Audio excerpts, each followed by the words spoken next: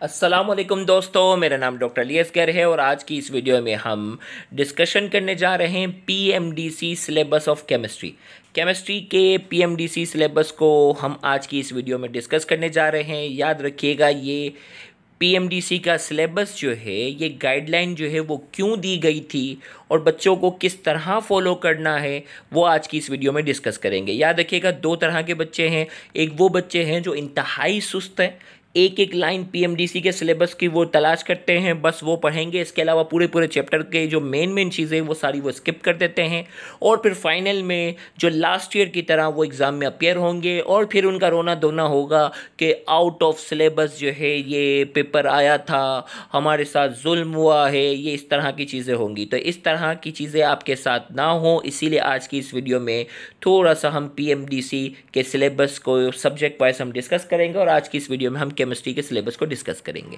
सबसे पहली बात यह है कि पीएमडीसी का सिलेबस क्यों दिया गया था, ये सबसे पहले इसकी डिस्क्रिप्शन में शामिल है। In order to standardize the admission process, the Pakistan Medical and Dental Council (PMDC) has decided to conduct a uniform admission test for all medical and dental institutions in Pakistan. This will ensure that all candidates are given equal opportunity to perform. This was a difficult task as the candidate appearing in this examination come from diverse background and different level of education.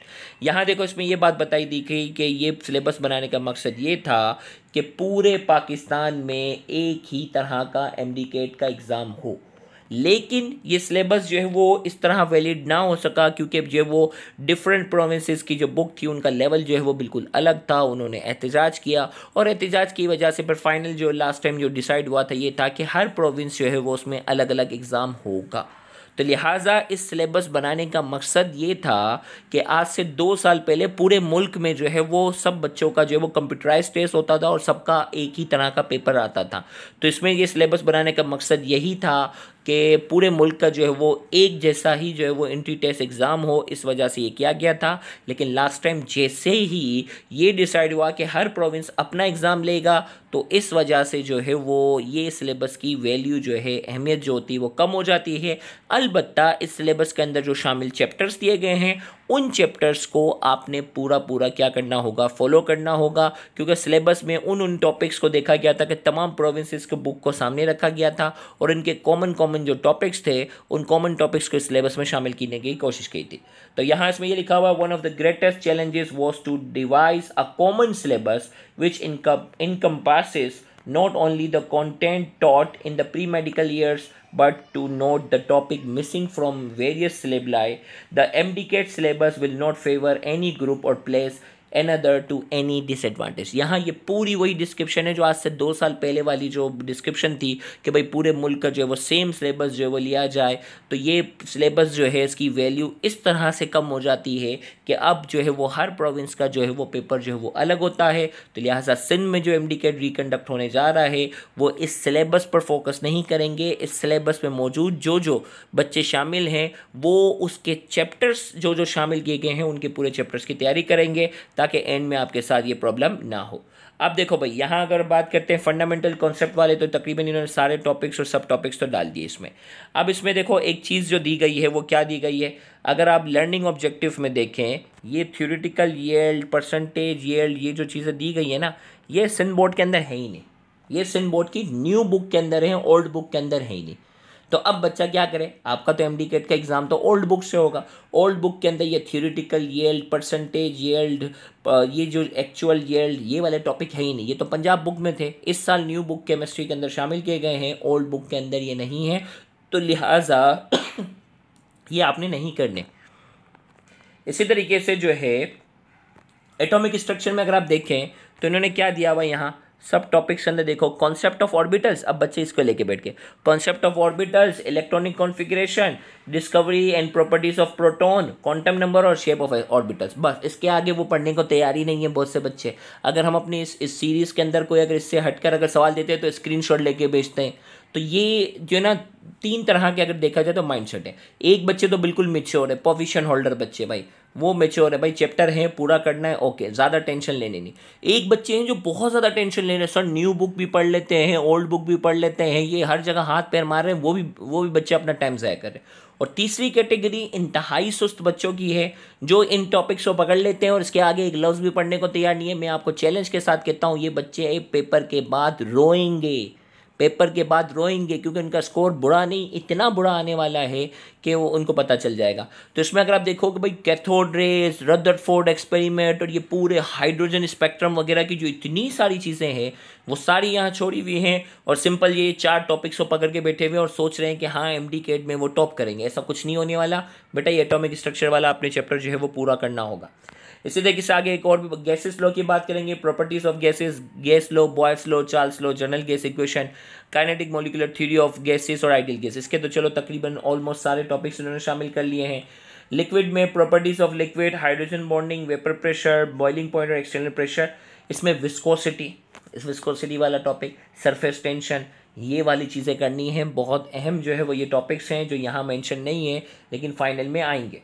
इसी तरीके से solid की बात करेंगे तो introduction है, type of solid, ionic solid, molecular solid, crystal lattice. Solid वैसे हमारे कोर्स में ऑलरेडी थोड़ा सा कम है तो ये चीज़ें कर ली हैं। फिर मैं आगे और केमिकल इक्विलिब्रियम के सारे टॉपिक्स हैं, इसमें चलो कोई वो नहीं है, तकरीबन सारी चीज़ें हैं। रिएक्शन काइनेटिक्स की भी ऑलमोस्ट जो है वो सारी चीज़ें हैं। अब उसमें बच्चे ने रेट ऑफ रिएक्शन पकड़ लिया, वेलोसिटी ऑफ रिएक्शन की जो टाइप्स हैं वो करने को तैयार नहीं है, एक्टिवेशन एनर्जी वो करने को तैयार नहीं है, थ्रेशोल्ड एनर्जी, इंटरनल एनर्जी, इसके न्यूमेरिकल, इसके कॉन्सेप्ट वो बच्चे करने को तैयार नहीं और कह रहे हैं बस ये डेफिनेशन से कुछ लिखी हुई है बस वो करेंगे। नहीं, आपने जो है वो सारी चीज़ें इस चैप्टर की करनी है। वैसे ये चैप्टर काफ़ी छोटा सा है। अब आगे रिएक्शन काइनेटिक्स के बाद थर्मोडायनेमिक्स का छोटा सा चैप्टर है, इसके भी ऑलमोस्ट सारे उन्होंने टॉपिक्स जो है वो शामिल कर दिए हैं। इलेक्ट्रोकेमिस्ट्री में देखें अब जो है वो सोल्यूशन है, इलेक्ट्रोलाइट्स वाली सारी चीज़ें यहाँ मेंशन नहीं की हुई। इसी तरीके से पीएच वाली जो मेन चीज़ है जो है वो नहीं है, डायरेक्ट सीधा oxidation number, oxidation state, electrolysis, electrode potential और इसी तरीके से बैलेंसिंग ऑफ रिडोक्स इक्वेशन। भाई इक्वेशन तो इतनी बड़ी है, 5 स्टेप पे होती है और इसके एमसीक्यू ना होने के बराबर आती है, सीधे इक्वेशन का जिक्र है। जबकि जो इस चैप्टर की जो मेन टॉपिक है हाइड्रेशन, हाइड्रोलाइसिस, ये जो सारी चीज़ें हैं वो इसमें मेंशन नहीं है। अब बच्चा इसको लेके पकड़ के बैठा हुआ है, बच्चा आगे कुछ करने को तैयार ही नहीं है और सोच रहा है कि एमडी कैट में वो टॉप करेगा। ऐसा नहीं है, आपने इलेक्ट्रोकेमिस्ट्री वाला जो टॉपिक है, चैप्टर है, वो पूरा आपने कवर करना है। इसी तरीके से केमिकल बॉन्डिंग के तो उन्होंने ऑलमोस्ट सारी चीज़ें दे दी हैं, इसमें सारी चीज़ें हैं। S and P block element की मैं आपको बात बताऊँ, इसमें अगर आप गौर से देखें इसमें क्या चीज़ है भाई। एस और पी ब्लॉक एलिमेंट में अगर हम बात करते हैं electronic configuration, chemical properties of S block element, group 1 alkali metal हो गया, उसकी atomic and physical properties, train in reactivity. फिर अब आ गया ग्रुप 2 आ गया alkaline earth metal, train in reactivity, physical and chemical properties और ग्रुप ट्रेन। भाई इसमें पी ब्लॉक कहाँ है? पी ब्लॉक अगर आपको याद हो, पी ब्लॉक ग्रुप 3 से लेकर ग्रुप 8 तक की जो भी चीज़ें हैं वो हैं। उसमें पी ब्लॉक की डिस्क्रिप्शन वो डालना ही भूल गए और चैप्टर का नाम क्या लिखा है? S and P block elements. अब हमारा बच्चा इसको पकड़ के बैठा हुआ है, वो ग्रुप 1 और ग्रुप 2 से आगे बढ़ने को तैयार ही नहीं है।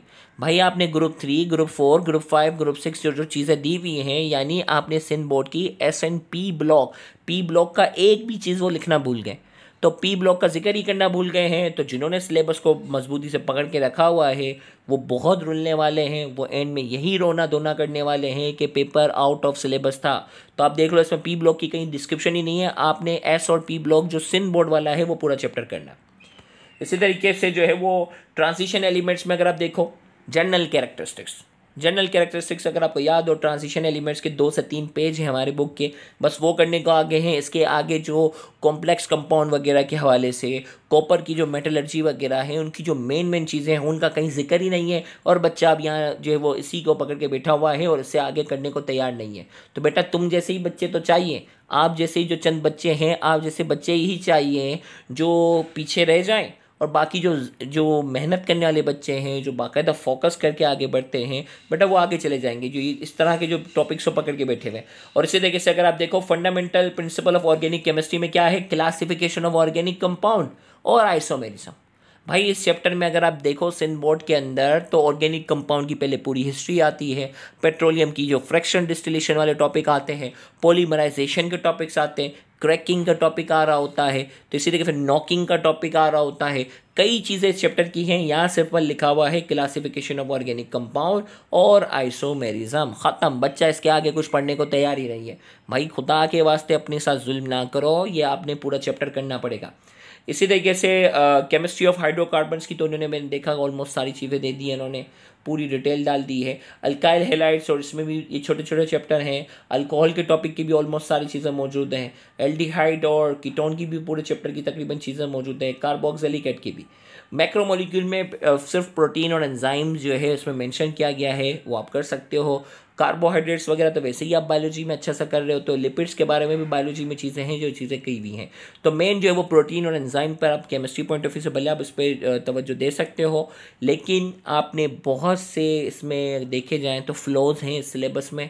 और इस सिलेबस का मकसद जो उस वक्त था ये था कि पूरे पाकिस्तान का एक ही तरह का पेपर लेना, लेकिन लास्ट ईयर से ही हो चुका था कि हर प्रोविंस अपना अलग अलग पेपर ले रही थी, तो इस सिलेबस की कोई ख़ास वैल्यू नहीं रहती। हाँ, अलबत्ता यहाँ जो चैप्टर या जो दिए गए हैं वो चैप्टर आपने पूरे करने हैं। इसके बाहर आपने चैप्टर भले करने की ज़रूरत नहीं है, लेकिन जो चैप्टर्स यहाँ दिए गए हैं उन पर आपने फुल फ्लैश फोकस रखना है और कंप्लीट करना है, तो इंशाल्लाह आपका MD कैट का एग्ज़ाम बहुत अच्छा जाएगा। इंशाल्लाह नेक्स्ट वीडियो में हम जो है वो दूसरे सब्जेक्ट के भी सिलेबस को डिस्कस कर लेंगे। Thank you very much. अल्लाह हाफ़िज़।